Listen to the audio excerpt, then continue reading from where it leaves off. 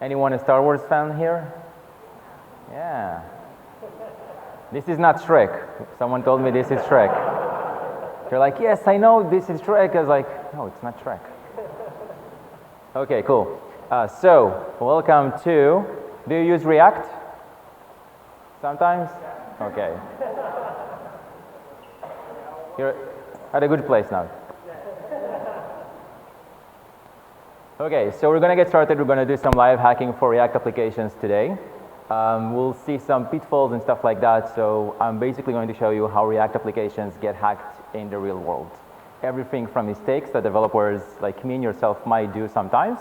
And we're going to learn how to mitigate those mistakes and how to write secure code. So with that said, I know you're probably saying, why are we talking about React and React security and XSS in 2022? Because haven't we used Angular, Vue, Svelte, Remix, React, I don't know, all of those new front-end frameworks basically to avoid all of the problems that we've had before? They kind of solve all of this, right? Why are we talking about this in 2022? Well, I say hello, XSS, my old friend. Let you have a second, try to read that tweet from 2021 by someone. I went ahead and enlarged this so you can see. I hope everyone are like this right now, the emoji, like this, right? Because this is not how you do React, right? Okay, we're good. But some people do it.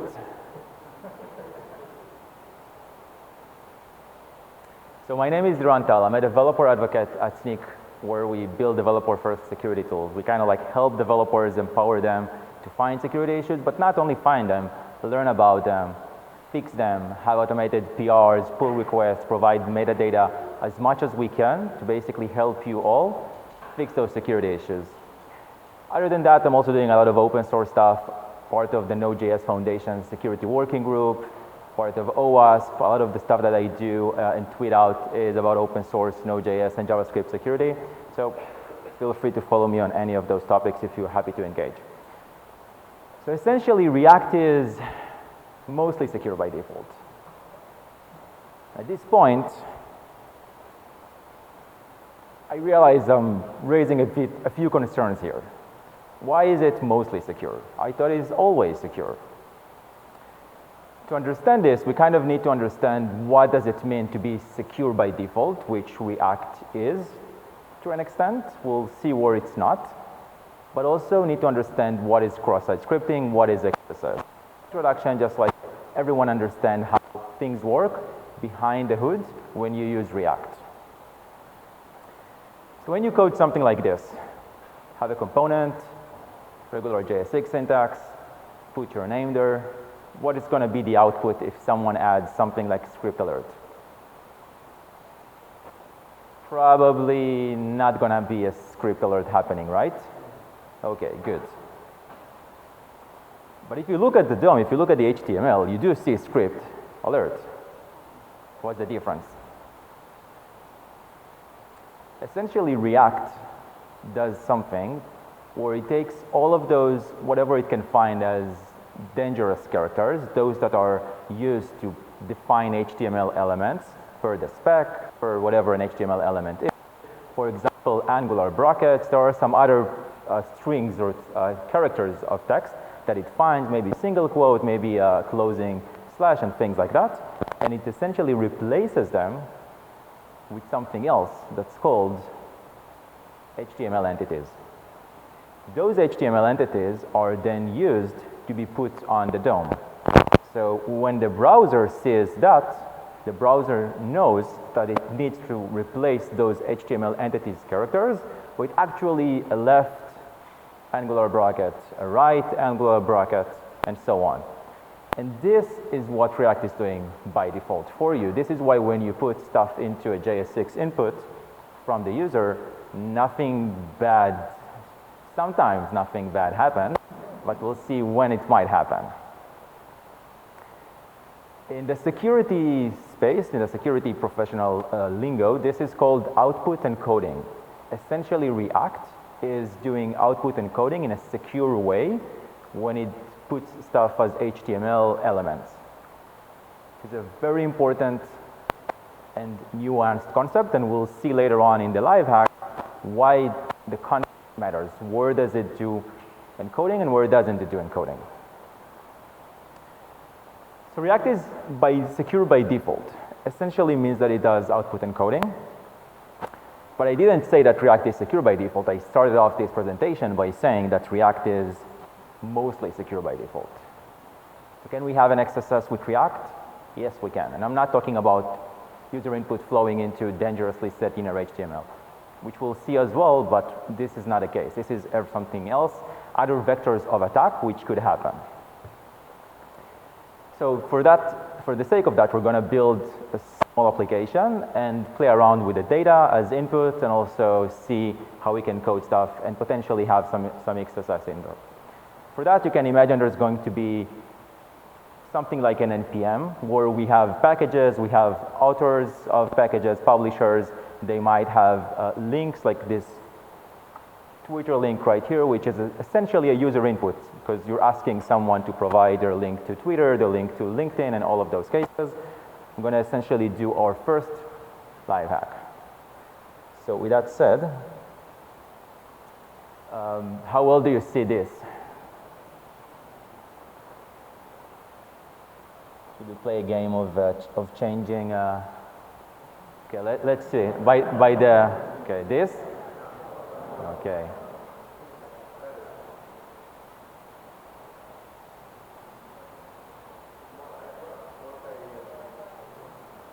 I'm just having fun going through them. It's like I haven't for a while browsed through them, and I have a few good ones here. So, who said that one and does light theme? Let's see. Raise your hand if you're brave. I'm just kidding. Okay.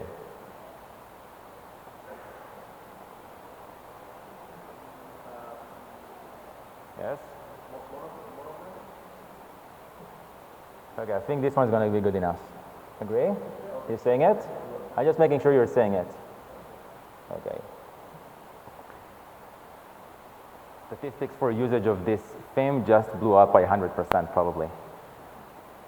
So what we're going to have here is this application. It has a bunch of stuff. You can see the package JSON, you can see screenshots. It's pretty cool.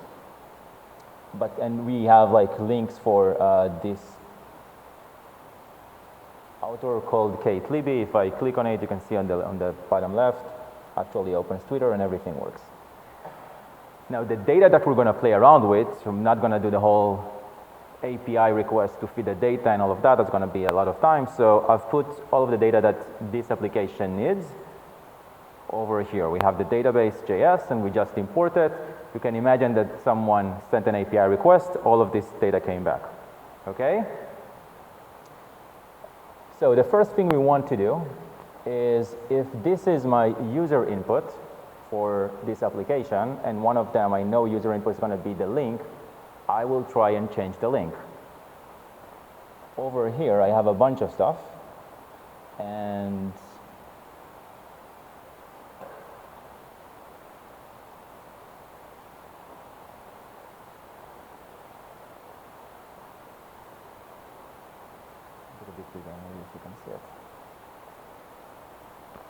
so database.Twitter link, this is where it flows, okay?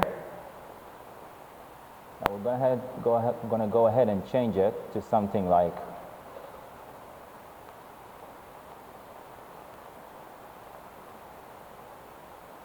say someone gives you this input. They try to inject some HTML that upon something that fails, obviously because X is unreachable, on error loads up and an alert shows up. If I put this in, refresh, try to view it, of course it doesn't go anywhere, it goes to like / image source doesn't exist. So far okay, what else can I try? Other vectors of attack which are kind of familiar, like this. What do you think, it works? I mean, I'm using React, right? And it's over here, so this is all JSX components, just an attribute value.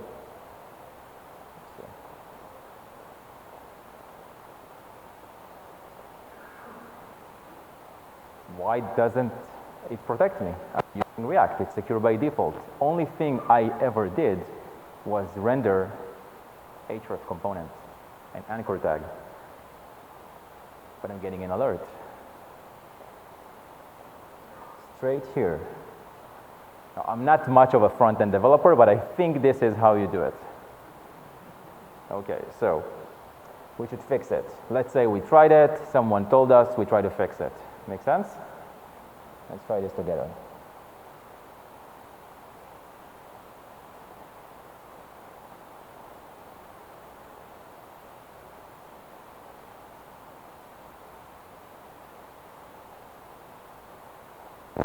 Everything is here on the database, the Twitter link.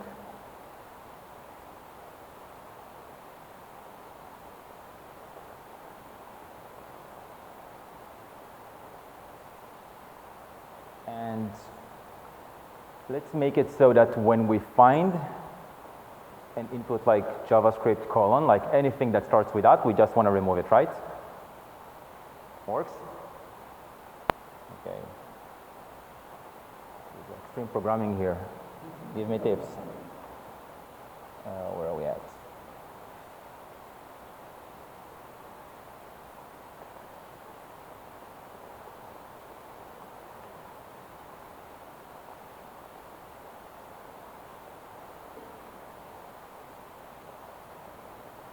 I'll set it to this. And hopefully that works. Okay. Doesn't work. Why doesn't it work?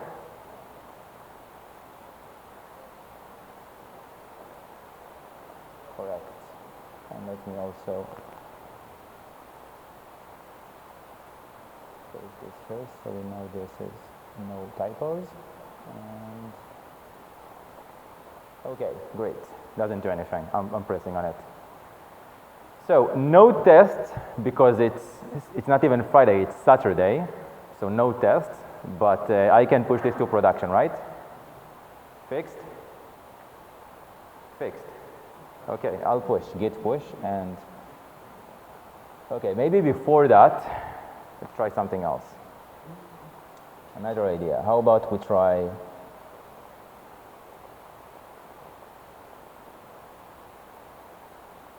JavaScript.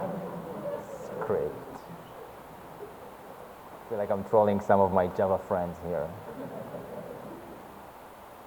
Okay, I see you. Okay, let's try this again. Of course not. Of course it's not going to work. All of our protection just crashed entirely. Alert popped up. So my code didn't really work very well. Can I try something else? Some ideas?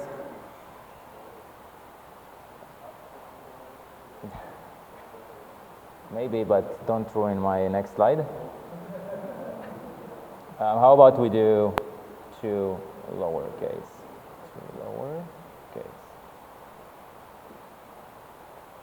Okay, let's try this. Okay. Looks like we did a good job. No alert this time. So, no tests, but git push. I like that everyone are now doubtful. They're like, there's got to be something wrong there. Okay. Well, what if someone added something like control characters, ASCII characters which are used to denote things like tabs, end of medium, new lines? I'm not sure that my code catches that. So let's say that I'll give the hex encoding for end of medium. It's a control characters, you don't see it even if I put it on the screen. And let's say this is what they sent off in their like post request for the API, and that's what ended up in the database.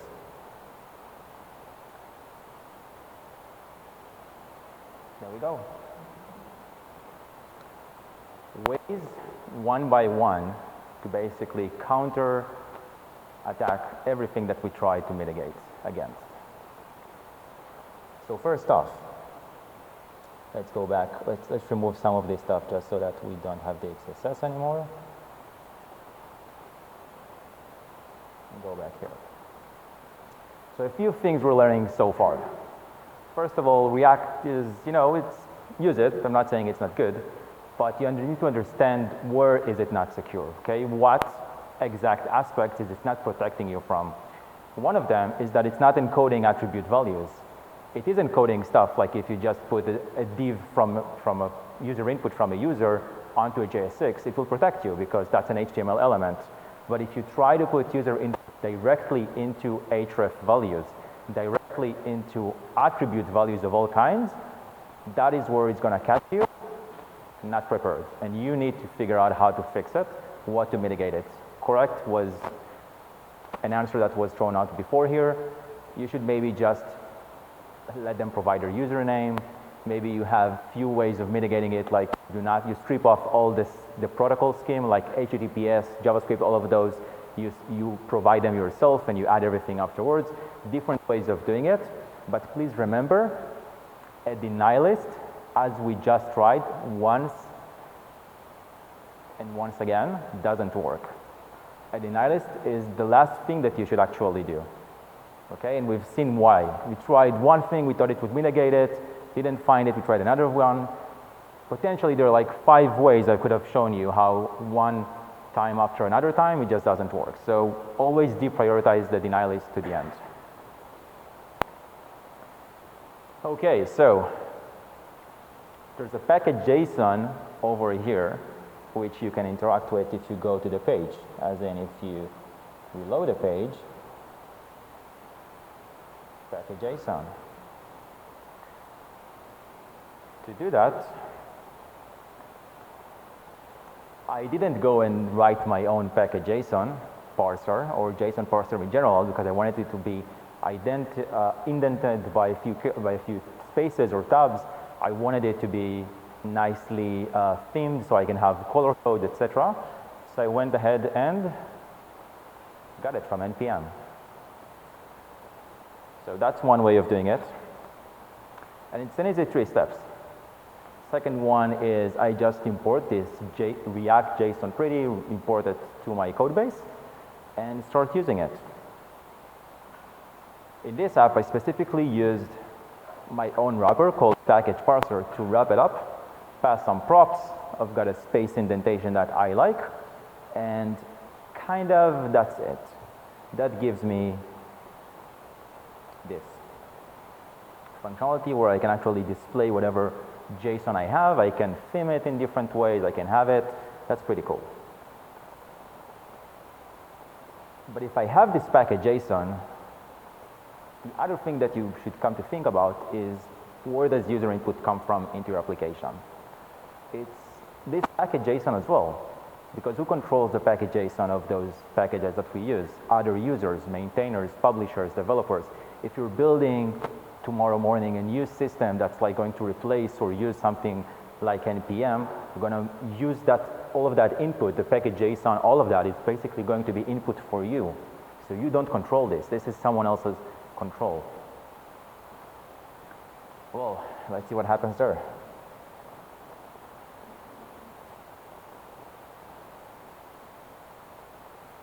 So we'll work mostly with a database, even though I do have the package parser code here. You can see it, basically using it. But I want to go here and show you. This is the package manifest. Right, as if that flowed into the database. We have a collector. We took it from some cloud storage or whatever. And this is what I got. I parsed it, and I need to fit it to my component. And we can figure out now interesting ways of what users would attempt to do if they were in control of this.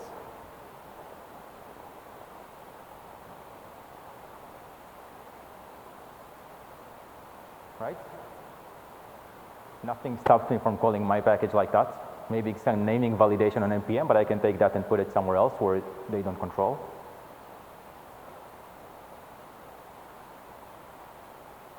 Okay, we're all seeing this. Okay, got rendered. But luckily for us, no XSS yet. So we can try something else. Maybe this library, it actually does stuff really well. But if I try to put that input in a nested field, so something like this, maybe it fails. Because I have no idea how the logic for sanitizing those strings or output encoding them correctly works, so I can try different ways. So it's now here, but it's still, there's no XSS, so something is protecting it correctly. Happy to take ideas from the crowd as well.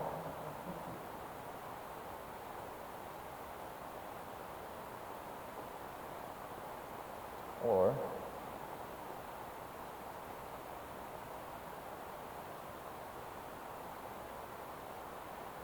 who says that the package manifest is a JSON object? Maybe it's a string as well.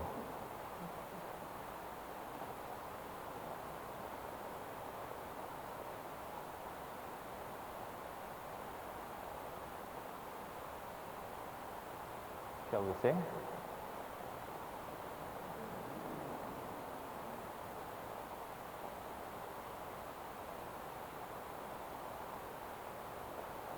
Yep. That's the XSS.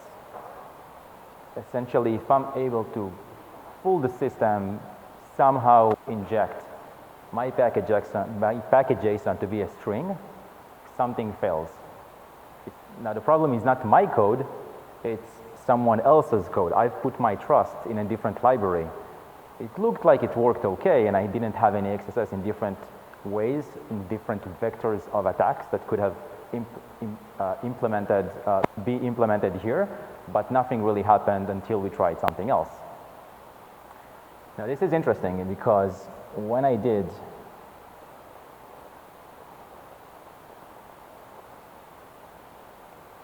npm audit,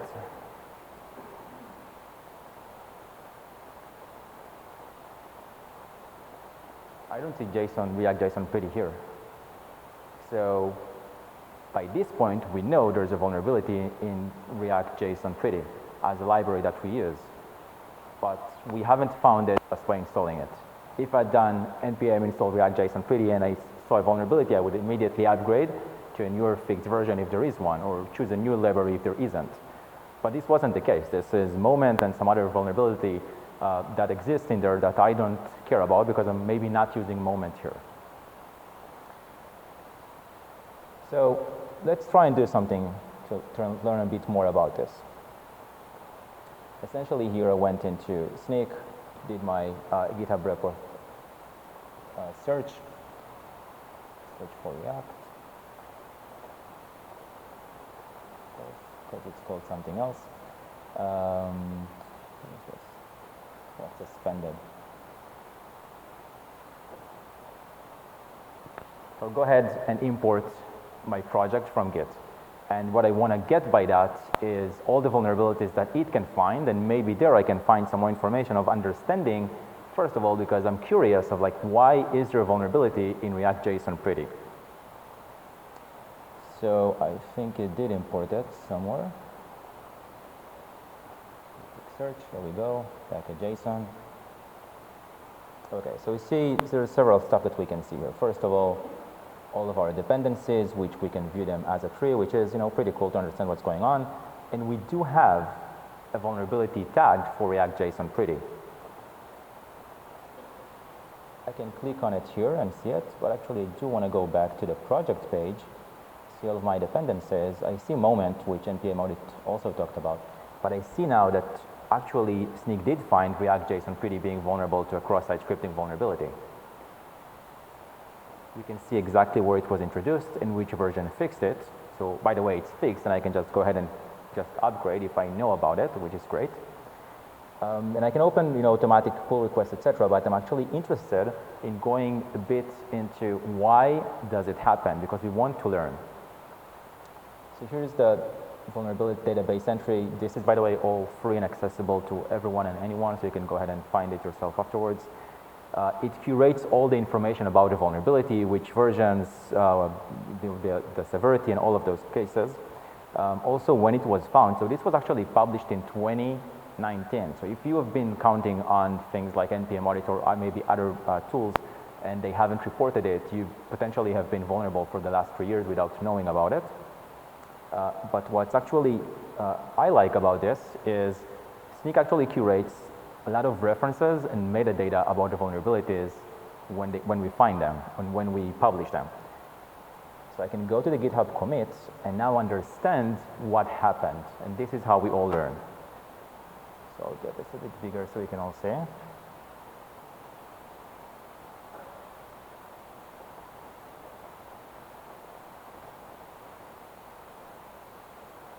So essentially, in the rendering of this JSON pretty, we can see that we are having this underscore pretty. Make this a bit bigger. Underscore pretty function, which what it does is looks like it's trying to do some stuff with related to the JSON, indentation stuff and the theming, but also it has this text.replace, which looks familiar. It looks like it's actually trying to safely encode and output encode correctly. Whatever React is doing, it's kind of doing the same. It replaces all of those Angular brackets with HTML entities. So this looks good, except the vulnerability existed in a different place, which the maintainer apparently didn't think about to begin with. And that was, see, by the way, this is dangerously set inner HTML, and then it does clean it up. So far it's okay. Like you can use this method if you know how to use it and be safe with it, because you're doing escaping and so on. But we can see the use case where this didn't really work for them. In this render function, as we talked about, we are trying to essentially get the object and do something with it. So if JSON parse is trying to parse this, but it fails because it's not really a JSON object, it's actually a string, it simply outputted the information as before, but you can see the diff, it didn't escape it. So whatever the user gave it, it just rendered out directly through dangerously set inner HTML without escaping it correctly. And so the fix here, the commit that actually fixed the vulnerability, as we're learning from it, is this XSS. So apparently this is like a new function that they introduced. If we go a little bit up, okay, we can see there's like an XSS map. So they essentially, it's a repeated code from what they did with the underscore pretty function, taking all of those potentially dangerous characters, which is what React again is doing by default to some of the elements that you're giving it, that it's working on, and then escaping it and so on. So of course, if I had upgraded to this version, this would be the fix that I would have received, and indeed that attack vector that I tried of giving it a string wouldn't have worked. So some takeaways here. You can use React libraries, but remember, they might use set dangerously inner HTML as well. So some takeaways, right? You probably know this already, like the React team has done a marvelous job in terms of calling the methods correctly. Like when you see dangerously set inner HTML, something works in your brain, you say, be careful. This is great, seriously.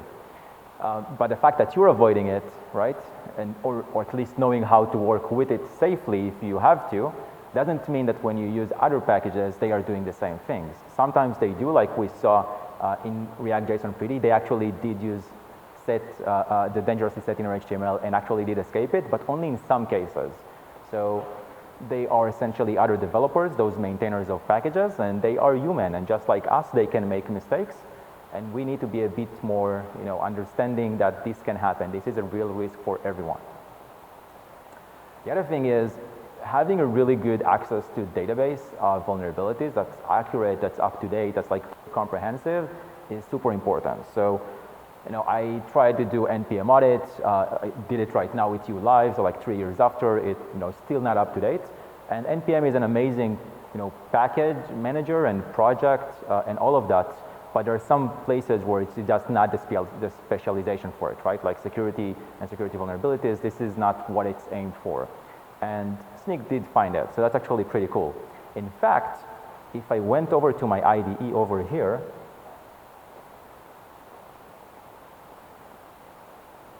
and I would see that actually when I imported it, since I'm using a Sneak IDE extension, the moment, if you do Node.js and you still do, the regular require modules and not imports, or if you do imports, either way, you actually, the moment that you import it, the moment you press return, go to the next line, we actually search for known vulnerabilities for those packages and give you that information.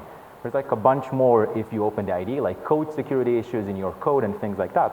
But this is actually pretty helpful for you to just use it and be able to like see when you code all of that kind of information. So let's see what else. Hacking React Take 3. So we said I can use dangerously set inner HTML if I escape it. Right? We just said it, and we've just seen a library that does it, and it worked for them, and like there's no other vulnerability known for it. So apparently that's safe. Well, that was a good TV show. Maybe it works if you're a 10x engineer. Maybe it doesn't. I don't know. But I know that sometimes there's custom business logic. And it's things like that where you might have to use dangerously set inner HTML, right? Like this library basically did it because it needed to, I don't know, like style it and do some stuff on the HTML elements. That's like more than what maybe it would have been able to do otherwise. Or it needed to give you escape hatches for different things, to customize links and stuff like that. So you might do something like this, and this is the use case, right? We're going to have a picture that we're going to have image source is the URL for it, and an alt text basically for it. So if I go back to, let's remove the other vulnerability.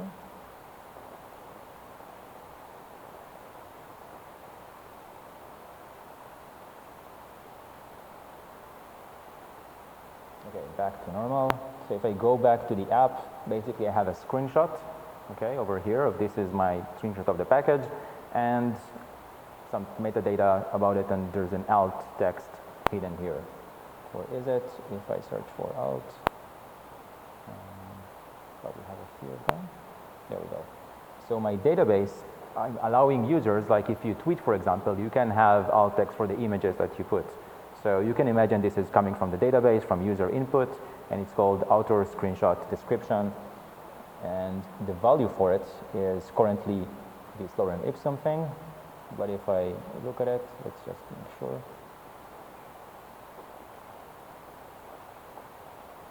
Okay. So far, lorem ipsum on the right makes sense. But if I tried something like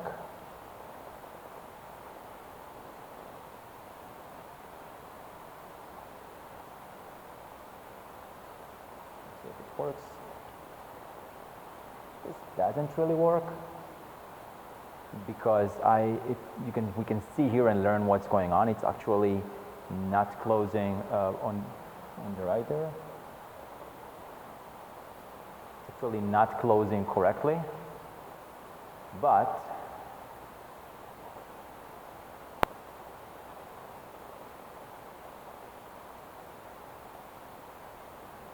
I can do this, right? Which closes the alt text, opens a new one, and then the code closes it for me. So it's like the basic SQL injection stuff. There we go. XSS coming up here. I just changed it, and you can see on here on the right why that works. So this is what I don't want to do. But some cases, like we said, we have to do them. So we want to escape it. And I'm not going to write an XSS escape function myself because someone else did it for me, so I can just copy paste. Let's go back here. This was useful to see all the code. So I'm going to copy all of this XSS logic and do the exact same thing that this maintainer did to protect their XSS here.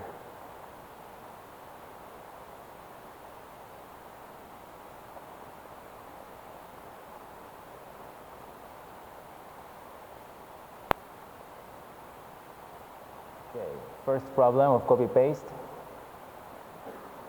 It's TypeScript. Now I need to remove all the TypeScript.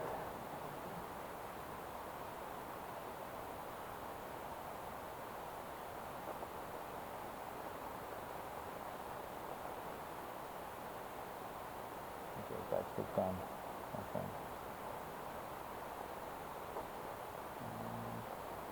Closing bracket. Okay. So there's an XSS function, and all I need to do is, I guess, use it.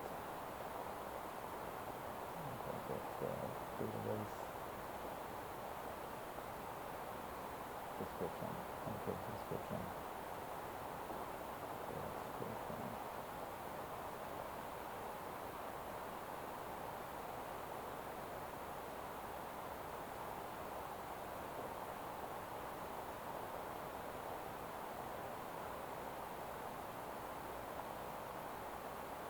So far, so good.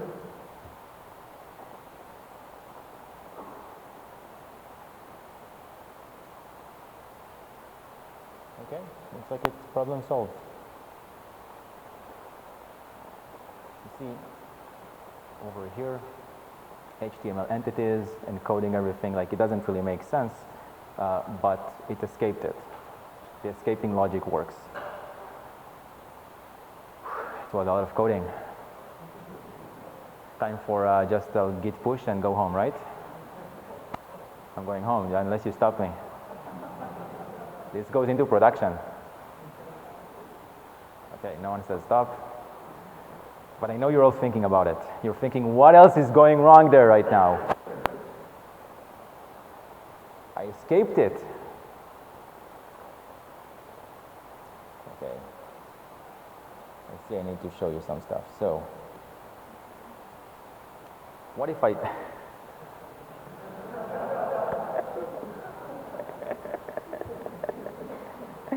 Oh, GitHub Copilot, you're smart. Witty as a cat, indeed. Okay, let's try something else. Okay. Not what I meant, but I like it. We can just put A.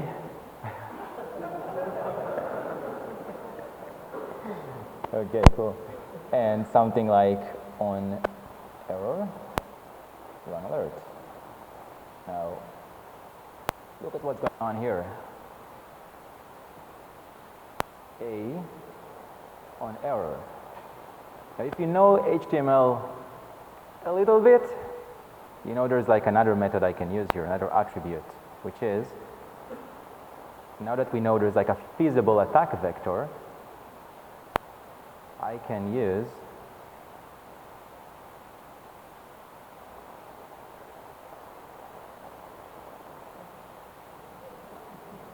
I'm typing it and I see all of you like the stress is building.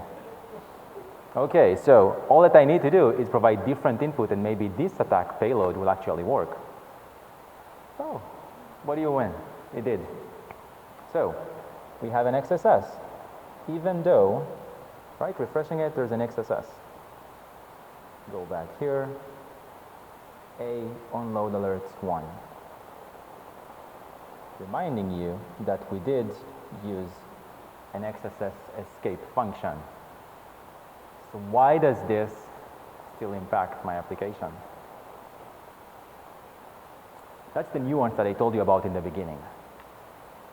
We do escaping, sometimes, not for values in React. But even when we do need to escape things, we need to understand the context to escape them in. So if you have output that you're putting into console log, you need to be protecting it from things like log injections. If you're doing things that you're putting into the HTML as elements, you need to escape them in specific ways.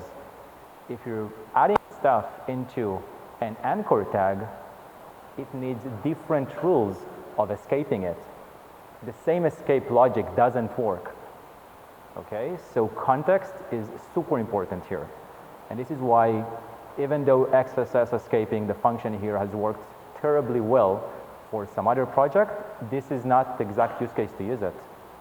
This is actually a terrible use case to use it for because you can see it doesn't match it and I can cause an XSS very, very easily. So understanding those nuances, all of those pitfalls is super important. Okay, so React takeaway number 3, don't use dangerously set inner HTML. Always be context aware of those encoding as we said, and yes, don't use it, please. if you caught on that. Okay, so I'll leave you off with a few resources if you want to venture into a little bit more of security learning and updating and all of those things. There's like a relatively new platform thing on the Snyk website called Snyk Learn. It's free, you don't even need a user or like a sign up or anything. It's just like resources to learn about this. It's very interactive, so like it starts off with things you need to type in and hack it and see how it works, kind of like what we did here. So I like this way of learning.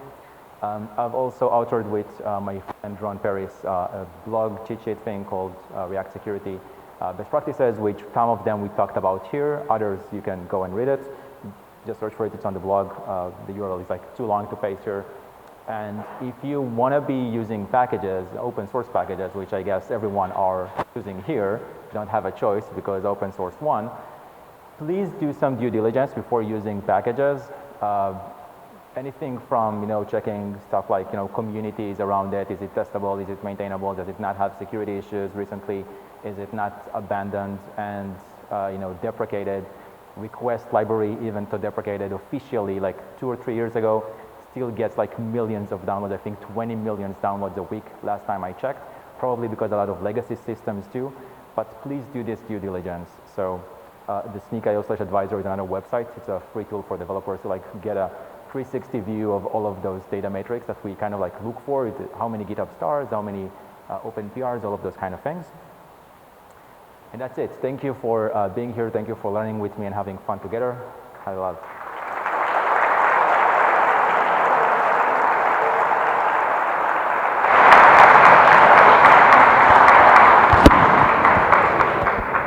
Okay, so now it's the time for microphone football, I guess. There we go.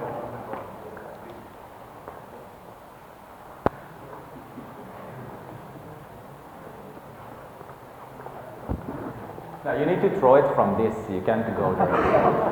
I can try it. There you go. Thank you. How does this work? Like that? I got 2 questions. First one is the XSS map function. How do you see that as different from like a deny list?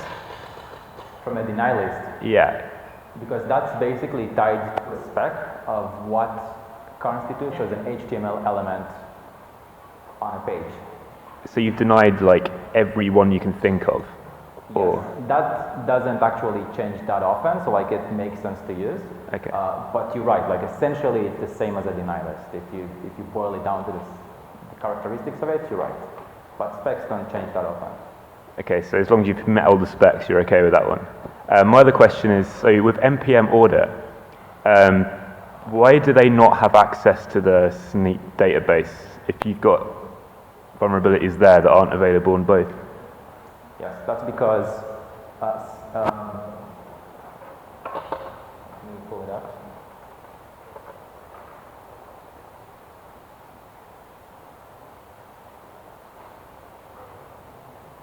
And I also want to pull up this. So npm audit, over here, the data that it gets is essentially from an npm security vulnerabilities databases. I think these days it's already probably up to date with getting it from like the GitHub advisories database because it's the same company. But that is different from the security database that Snyk uses, which is what you see over here. So if you like toggle npm, you see all of those vulnerabilities. See a nice, cute, malicious package called Colors Express from a couple of days ago. Don't install it. So this database is different. It's not the same database. These companies usually, like Snyk, like npm, or like others, they curate and manage their own databases for different reasons, but the richness of it and accuracy is the biggest one. Okay. So the databases are not the same. When you do npm audit and Snyk test, you get different results, as well as if you use Snyk or Dependabot, different results. Has there ever been any sort of movement to kind of merge them or get everyone to talk to each other and just use the same ones? Has has there been work to use them together, you mean? Yeah, like is there ever been in talks with NPM to actually just share all of the... It's a tricky question because to an extent the database itself is very important to companies. So just putting it out there and merging it is not always on everyone's interest. Understood.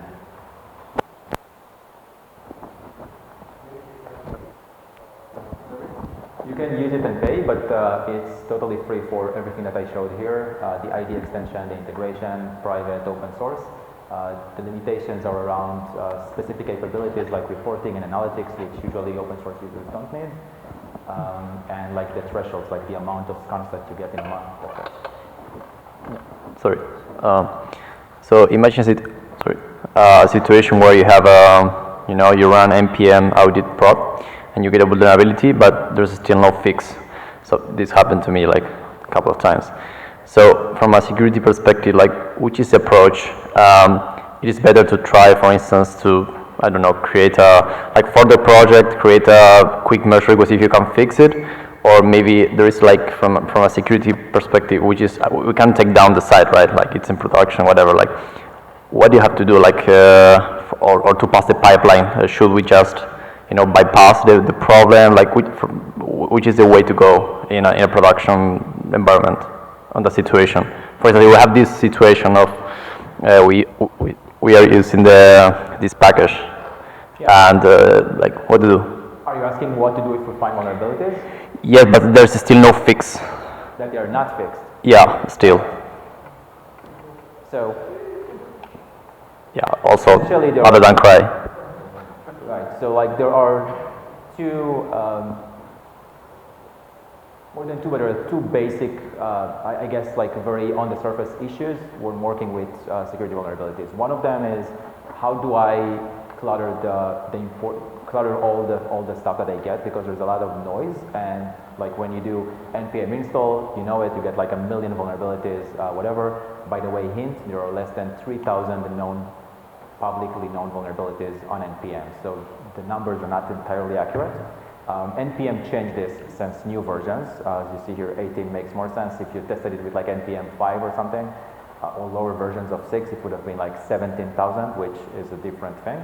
But if I just did NPM audit, which I just ran, you can see that it actually gave you like post CSS, and it gave you end check, and it gave you vulnerabilities in moment, but in others. So one of the main issues relating to what you said is, first of all, the noise of what you have. By default, when you run npm, it goes through all of your dependencies, which is why I gave it the prod tag for only my prod dependencies. This sometimes, or it depends on the use case. For example, if you scaffold React applications using the create React app, it actually adds it as a prod dependency, not as a dep dependency. So even if you do ---- prod, you still get a lot of noise for things like regular expression denial of service in jest, which you don't really care about. Like it's a critical vulnerability to fix, but not in jest my testing framework, so I don't care, and that's where you should ignore it. And indeed, the other issue or concern of like the challenge of working with security vulnerabilities is when they don't have a fix. I would say when the vulnerabilities don't have a fix, break it down into two things. Is there really not a fix for the package, no new published version that fixed it, or is a fix missing because you can't easily fix it because of the inner dependencies of the nested packages? So as you know, there's like a large tree of like nested dependencies in npm in the project you use, and if a fix has been applied in one package, all the packages on the tree need to receive the new version for you to win that. The other way of mitigating that is using Yarn's resolutions or npm's new overrides method on package.json, and you can tell it, even though a different package here in the mid of the chain didn't receive a new, it pinned down the version, so it doesn't receive new fixes, you can still tell it to force it to use a new one. So out of those, either you do overrides to fix it if a fix is available but not easily usable, or if there's no fixed version, choose a new library, need to do some thinking. You can also like triage it, like see what is the actual vulnerability. Is it some low vulnerability of maybe information exposure when you pass in HTTP URLs? You look at it, you see that you're not doing it, and maybe it's a risk that you are okay to live with. That's also okay. Remember, in general, security is not about fixing everything 100% tight. It's never this, because this was the only decision that drove security. For this computer to be secure, I would have to connect it from the internet, close it, drop it down in the basement, and throw the kids. That's the reality of it. So we do a lot of trade-offs with security and a lot of risk mitigation. What is really important versus all the noise, and what risk that we can live with. Okay, thank you. Oh yeah, more questions.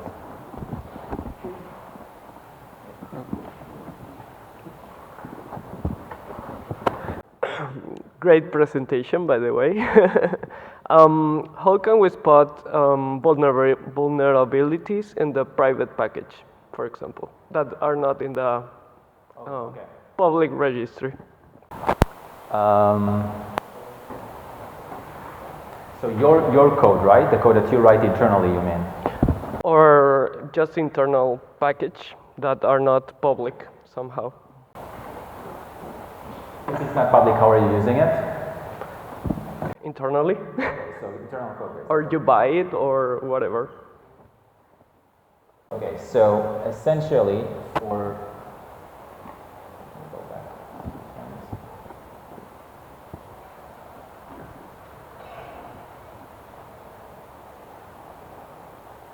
So most of the time, like we all use open source, and most of the time the vulnerabilities will be there. They are the easiest to fix. When we have a fix for them, we upgrade all of those cases. For the cases when you want to find vulnerabilities in your own code or your team's code, so like you write the code, it's a published package, it's a package, but it's not really open source, so it's essentially just another code. When I import the project, I did it for like a different one, you can see like because a lot of metadata is stored within the Git project, like my package JSON and package lock, like my Docker file, which I can also inspect, but also code analysis, like the actual code. So if you import a project, you can see that the static code application security testing here is essentially finding vulnerabilities in my own code. So this is like command injection. If I click on full details, this is in my own code having routes/index.js. Not sure why it's not showing the preview here, but it's giving you all of the steps of how the command injection happens. So hard-coded secrets, NoSQL injection, all of those vulnerabilities that actually happen in your own code. If I go now to Liran Tal/group, like if you'll see this repository, it's also open source. You will see all of those cases. Oh, okay, I see why. I changed the repository name. But if you go there, that is what you'll see. And so what you're talking about with your own code or your teammates' code, this is only static application security testing SAST tools that look at your code. Essentially, it's like using a linter, like ESLint, but linters they're not flexible. Like if you use child process.exec, it tells you don't use it, which maybe you shouldn't use it, but there are safe ways of using child process exec, like using exec file or some other things. Thank you. Sure. Okay, we're good. I'm here, so feel free to ask questions and see you around.